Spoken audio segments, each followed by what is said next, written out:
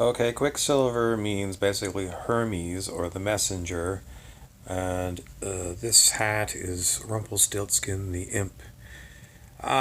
Today's lecture is basically how you're going to go about being a being in a world that is not pre programmed.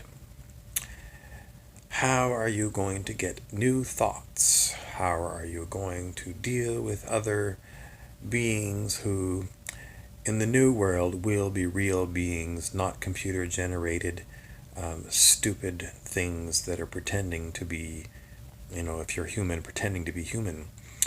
This is where we're going. We're going to leave behind computer generated, stupid things that are pretending to be human. And that's what we have on this planet. We have a planet that we used to be told was 6 or 8 billion people, lied to by the CIA and mainstream media and all of the books and textbooks and the teachers who have no idea where this stuff comes from. They just are told this is what you have to teach. And these are the numbers that you're given. It is a lie. There are not 6 or 8 billion people on this planet, and the religious people that give me all kinds of other stuff that I've picked up over the years, had no idea that this was so big of a lie. This place that we live in has got 144, I don't know if it's 144 or 144,000 souled beings in it. In other words, beings that are real. And the rest are basically computer generated junk. Junk to waste your time. It's like the chat bots that you find on the computer screens that want to waste your time. It's like when you go to the local bar and you see people that you're unable to really get any deep and meaningful relationship with them because they're not real. They're not real. And if you ever find someone who is real, sometimes it's very difficult to tell if they're real or not because they're so programmed by this artificial world that we live in, and them trying to figure it out. Maybe that's a clue. If you've got someone who is curious and is looking and looking and looking, seeking answers, that one possibly, that's worth your time. Someone who actually is curious and is following. Now, some of these things are trolls. Some of these things appear to be curious, but they're simply trolls. They're computer generated things that are pretending to be curious. It's very frustrating. It's very frustrating. But I keep going back to 144. I don't even know if that's true. I mean, that's like biblical 144,000 something somewhere. It's probably a bullshit thing. It could be that, there's, I hate to say one person because I don't think it's one person. That would make me all that is, and if that's the case, then there's a lot of other ones that have had the experience of being all that is. I don't experience being all that is. I experience being a human in a fake matrix run by, someone wants to tell me, parasites.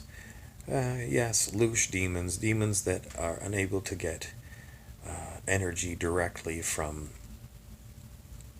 wherever I get my energy from. So what they do is they create a lot of drama, and somehow they are able to feed on the drama. Now, everyone likes a little bit of something to do, and something to do doesn't always mean drama, but drama for them is usually screaming matches. Screaming and crying, and though they love pain, they love pain more than anything. If you're in pain, then they love that. Unfortunately, you still get pain even though you know that's what feeds them, because I don't know why. I don't know how they generate it. It might be some kind of a technology that they have to make you suffer. You see how the depth of the evil it is. It is unbelievably evil. Unbelievably evil. And when you wake up and you realize that you are living in evil, then you go searching on how to deal with evil. It's been suggested to me that you look upon things with soft eyes. In other words, try not to be evil to other beings. And it's difficult sometimes because you want to put your foot down and say, no, no, you will not do this to me.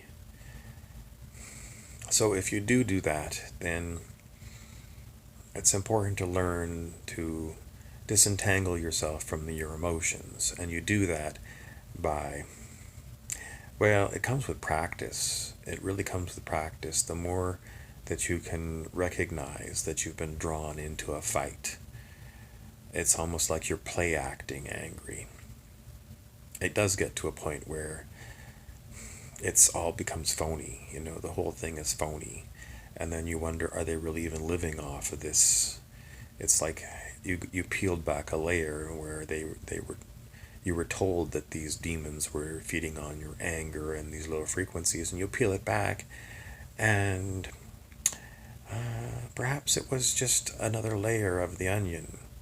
And you get beyond that layer and you see, well, what I saw was like something from just a mask. It's just like, a doll. A doll there. Somebody gave me a doll to look at. And then you take a time out and see where you're going to go after that.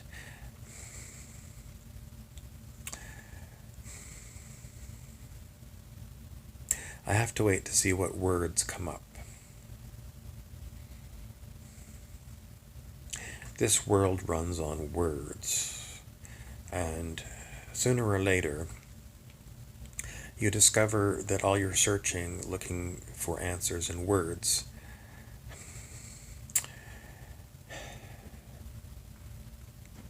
may be partially useful. Partially useful because it's a game that we play here.